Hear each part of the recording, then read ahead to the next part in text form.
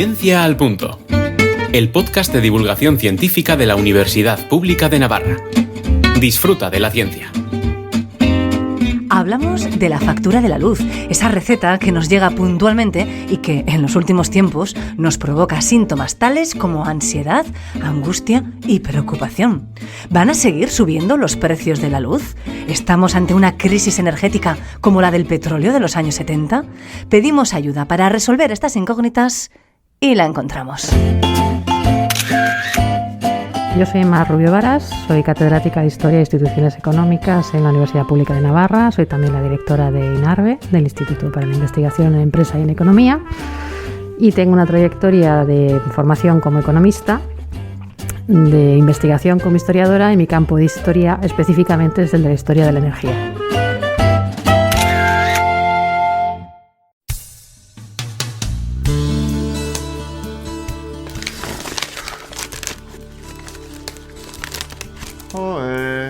Nos llega la factura de la luz, la miramos con recelo, si no con miedo, nos preguntamos cómo será la siguiente, la que está por llegar, y qué es lo que va a ocurrir. Hemos cerrado el 2021 con los precios más altos de la electricidad en la historia de España y también de Europa. ¿Pero por qué? ¿Cómo es este momento que estamos viviendo? Es una pregunta muy interesante porque en realidad son varios factores. Están los factores que son estructurales, digamos, que viven con el sistema energético español y europeo, los que son coyunturales, que son de están pasando ahora y nada más que ahora, y los que es puramente fortuito, si queréis mirarlo así.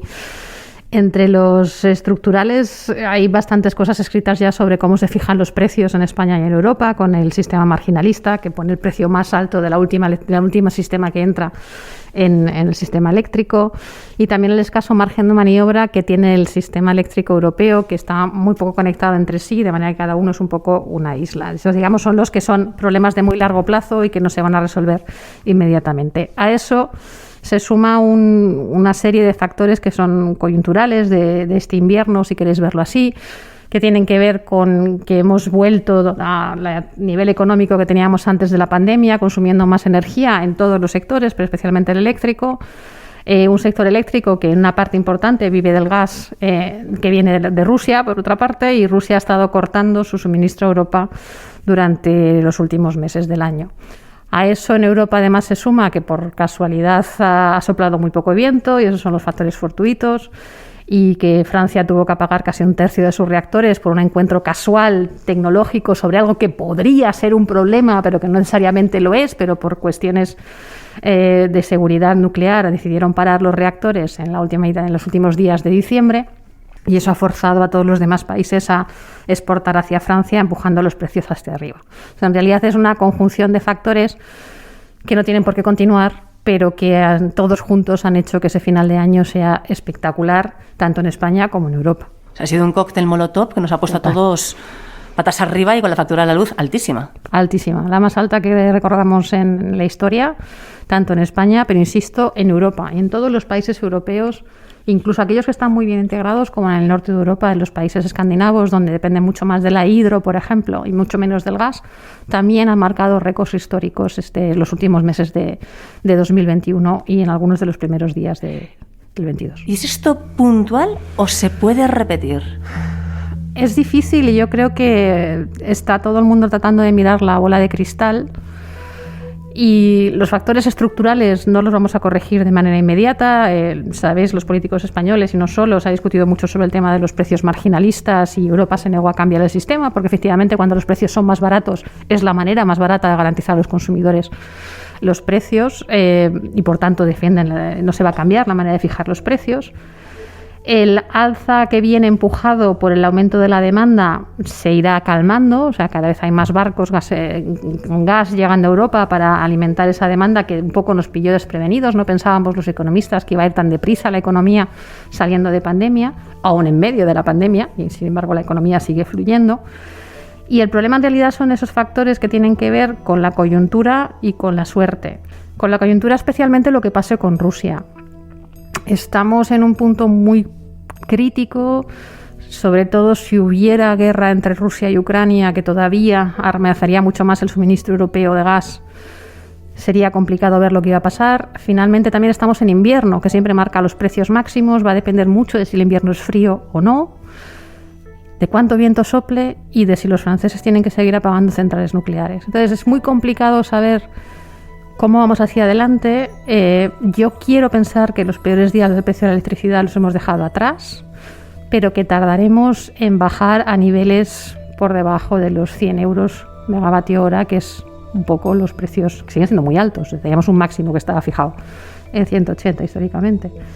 Pero llegando a primavera tendría que asentarse, pero podemos tener todavía semanas por delante en que esto todavía esté por encima. La primera crisis del petróleo. Las poblaciones occidentales, esta crisis, el precio del petróleo se disparó y escaseó el representantes de los 6 países del Golfo miembros Hay de la quien OPEP. dice que nos acercamos a una crisis energética como la del petróleo en los años 70. ¿Se puede hacer esa comparación? ¿Hay similitud o no? La respuesta corta es no. Estamos ante una crisis del gas, tal vez una crisis eléctrica, pero claramente no una crisis energética.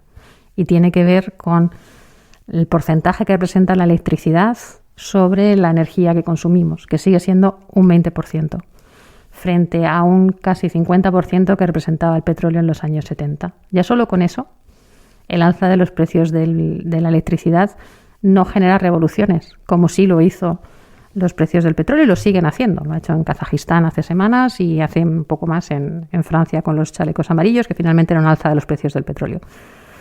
Luego no, yo creo que se equivocan los que hablan de crisis energética y tendríamos que estar hablando de crisis eléctrica o crisis en los mercados del gas, punto. Otra cosa será en 5, en 10, en 15 años, si avanzamos hacia la transición energética, electrificamos mucho más sistemas, ese precio de la electricidad será mucho más crítico. Hoy por hoy no estamos cerca de una crisis energética. Pero sí que nos encaminamos o queremos encaminarnos a un escenario en el cual la electricidad tenga mayor peso. Será en ese momento cuando debamos preocuparnos para que no sea tan grave sus vaivenes, ¿no?, en nuestra vida. Efectivamente, es la transición energética que estamos tratando de conducir desde todos los ámbitos y que va hacia reducir nuestra dependencia de los combustibles fósiles. Ya os he dicho antes que era un 40% petróleo, otro 30% de gas. Reducir eso al mínimo imposible o hasta cero, si puede ser posible, implica electrificar. Y implica electrificar a precios que sean estables y asequibles. Y en principio las renovables tienen la promesa de hacer eso. Pero se está empezando a ver estos días que tal vez con un sistema marginalista los vaivenes son excesivos para el mercado. Entonces, esa es parte de los problemas estructurales que tendremos que resolver a lo largo de los próximos años, pero que ahora mismo no son los responsables de la subida del precio, porque también se ha escrito mucho y se ha dicho mucho de manera muy interesada que esta crisis de los precios de la electricidad era consecuencia directa del compromiso europeo con las transiciones energéticas y con el reducir el consumo de fósiles. Y bien al contrario, no, es precisamente responsable es el gas. Si no hubiéramos eliminado el gas de la producción eléctrica, no estaríamos hablando de los precios de la electricidad en máximos. Entonces eso tiene que quedar muy claro, que esta crisis de hoy no tiene que ver con la transición energética. Y que si algo la transición energética hará es eliminar al menos esta fuente de incertidumbre que son los precios del gas. Tendremos otras, pero no los precios del gas.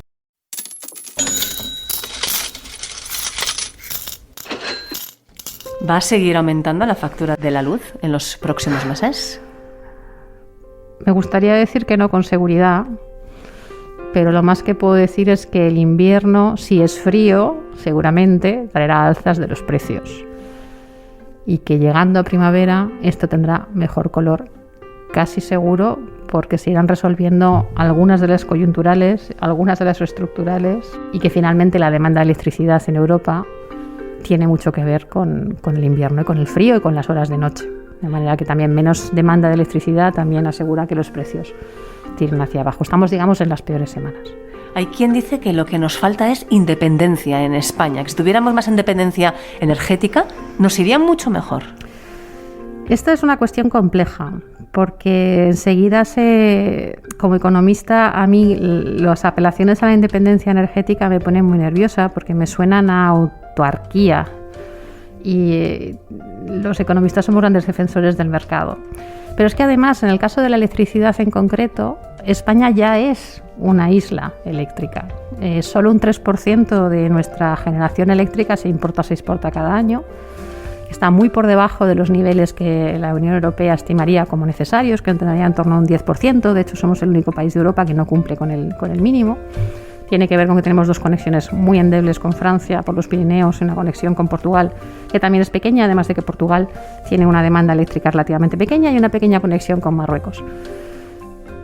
De manera que ya somos independientes eléctricamente y eso no nos ha ahorrado ningún disgusto este invierno. Bien al contrario, si tuviéramos una capacidad de interconexión más grande, podríamos garantizarnos que entrara electricidad más barata cuando nosotros no podemos producirla y al tiempo exportar la nuestra a nuestros vecinos cuando ellos no la pueden exportar. Os contaba antes que Francia tiene o ha tenido 1/3 de sus reactores parados y ha tenido al máximo el nivel de importación desde España, los 2.000 megavatios, y no ha habido manera de empujar más porque es que no cabía más por el enchufe. Francia hubiera tomado más electricidad nuestra y hubiera bajado el precio de la electricidad en Francia porque nuestra electricidad renovable, los días que ha soplado el viento, hubiera sido una buena fuente para los franceses. Y viceversa, si Francia hubiera podido exportar a España cuando tiene toda su producción nuclear en marcha, seguramente hubiera entrado mucho menos gas en el sistema español. Luego, al revés, yo no creo que tengamos que ir hacia más independencia eléctrica. Lo que tenemos que ir hacia mayores niveles de dependencia, mayores conexiones, interconexiones con nuestros vecinos, tanto en el norte como en el sur. ¿Hay algo más que tengamos que copiar de otros países en Europa y que nos venga bien saber de sus mercados energéticos? Tenemos tareas por delante. Una tarea ingente ahora mismo, por ejemplo, es la del autoconsumo eléctrico, donde está por desarrollarse todo el marco legislativo sobre cómo va a ser posible que tanto empresas como particulares generen su electricidad, la consuman y, a ser posible, la vengan al mercado. Eso está desarrollado en algunos países europeos como Alemania, más que en España. Se habla mucho también de los coches, la batería del coche eléctrico va a ser capaz de amortiguar los picos de demanda, pero está sin resolver ni tecnológicamente, ni en el modo de negocio, ni legislativamente, cómo tu coche que está aparcado en tu casa y enchufado a red, en qué momento esa batería puede servirle al mercado eléctrico. Entonces, en realidad, ya no es que tengamos que aprender de otros países, quedan muchas incertidumbres sobre cómo va a ser esa transición necesaria, no tenemos más remedio que hacerla, hacia un modelo más eléctrico, más electrificado, más distribuido, en que la electricidad no se genere en centrales eléctricas pocas y muy grandes, sino en muchos más sitios a lo largo del país. Y eso, insisto, tecnológicamente es hipotéticamente posible en una parte importante, pero hay muchas cosas que resolver que ahora mismo lo hacen difícil y que, sin embargo, tendremos que resolver en un breve plazo de tiempo y que, de nuevo, nos ayudarían a amortiguar la factura de la luz. Ahora mismo las instalaciones de autoconsumo están siendo más rentables de lo que lo han sido en los últimos 10 años, porque ahora mismo con estos precios de electricidad, en apenas 5 años se están amortizando instalaciones que hasta hace nada tardaban 10 años en amortizar sus costes. Entonces, de todo eso tenemos que ver qué están haciendo los demás y aprender y empezar a resolver.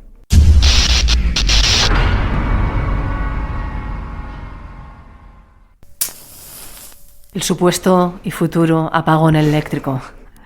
¿Llegará? ¿Es real? ¿Es un temor que debemos sentir? El apagón eléctrico vino de un aviso del gobierno austríaco a sus ciudadanos de que esto podría pasar en Austria. El sistema europeo eléctrico es el sistema más grande, más robusto y, pese a lo que he dicho antes sobre la interconexión, más interconectado del mundo.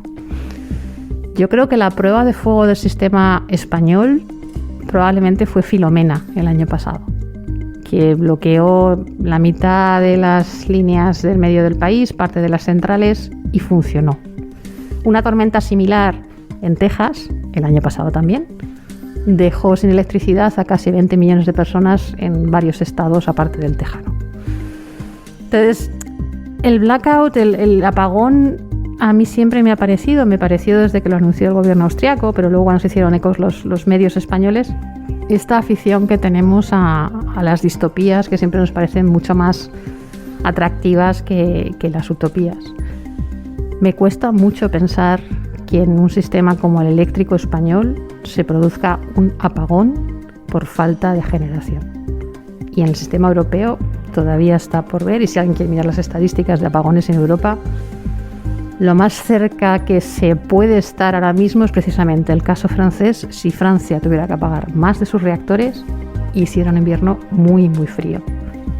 Y aún así, yo creo que no lo vamos a ver ni este invierno, ni el invierno que viene, ni en tiempo. Entonces, Mar Rubio Varas no ha comprado ni velas, ni linternas, ni camping gas. Ni velas, ni linternas, ni camping gas, y mi única opción es pensar cómo convencer a mi comunidad de vecinos de convertirnos en una comunidad energética con paneles solares en un edificio que da enteramente al sur. Y eso ahora mismo no lo puedo hacer todavía porque no existe una legalidad que me lo permita. Pero ese sería mi objetivo en la vida. Pero ni velas ni linternas. Entonces, electricidad sí, asegurémosla y vivamos con paz. Sí, básicamente electrifiquemos todo aquello que no hemos podido electrificar. Cada uno de nosotros consumimos mucho más petróleo o gas del que pensamos. Entonces, ir electrificando cada uno de esos pequeños pasitos, el coche, la caldera de casa, la cocina si puedes. Todas esas cosas, por pequeñas que parezcan, acabarán haciendo mucho en que nos conseguiremos escapar de los fósiles y electrificando cada vez más. Y tal vez lo peor de este invierno con precios de la electricidad muy altos es que hay gente que ha puesto un poco el freno me están diciendo que la electricidad es el camino del futuro, fíjate dónde están los precios de la electricidad. Y yo creo que eso es tal vez lo peor con los precios, que ha habido muchas voces críticas sobre asociar eso con la transición, cuando en realidad no tiene que ver con la transición, sino, como decía antes, con los precios del gas, como ha dicho el mismo director general de la Agencia Internacional de la Energía. ¿Y cuál sería tu consejo para los consumidores, para las consumidoras? Es complejo, porque está por un lado la responsabilidad con el planeta y por otro lado está el bolsillo. Entonces, en general, gana el bolsillo. Y esta es la parte en la que no le puedes aconsejar a alguien: cambia tu coche diésel de 20 años por un coche eléctrico, porque va a consumir 1/3 menos de energía en conjunto. Pero es que cuesta 2 veces más. Entonces, es difícil aconsejar al consumidor en ese sentido. Sin embargo, por ejemplo, las cosas del autoconsumo, la última estadística, la última encuesta que se ha hecho desde el Ministerio es interesante, porque pese a que es interesante económicamente para prácticamente todo el mundo poner una placa solar de autoconsumo fotovoltaico, una parte importante de los que han respondido al Ministerio le han dicho que es que no quieren ni saber de ello. Que déjame, no, o sea, no me lo cuentes, que me da igual. Y esa es la parte preocupante, que cuando hay algo que es interesante y lo es económicamente, la gente es como, déjame.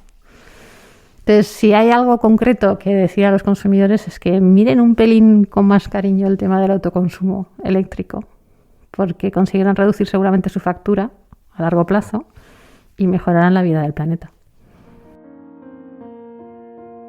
¿Llegará un momento en el que consideremos inmoral consumir tanto petróleo, tanto gas, tanto combustible fósil? A mí me ha gustado siempre comparar los fósiles de alguna manera con la esclavitud. Finalmente son maneras de extraer energía. Y la esclavitud sobrevivió miles de años en todas las culturas del planeta como manera de extraer trabajo de otros, y no desapareció porque dejara de ser eficiente o económicamente interesante. Seguía siendo muy interesante en el siglo XIX tener esclavos, lo seguiría siendo hoy. Desapareció porque moralmente nos pareció antiético extraer trabajo de otro ser humano. Y yo creo que con los combustibles fósiles, a la larga, llegaremos a una situación similar en la que no desaparecerán porque no sean económicamente eficientes. Quemar un trozo de leña es lo más barato que puedes hacer, o un trozo de carbón. Pero habrá un momento en que pensemos cada cosa que quemamos cuál es el impacto que tiene sobre el medio ambiente y que eso verdaderamente no es ético. Y empieza a pasar con algunas cosas, con el tema de dejar de volar en aviones o plantearte comprar un coche eléctrico, etcétera, etcétera. Lleva una generación o dos, pero yo creo que por ahí vamos. Por ahí vamos. Queda por ver dónde finalmente nos llevará el futuro y cómo se resolverán las incógnitas de la energía. Pero eso todavía no está escrito.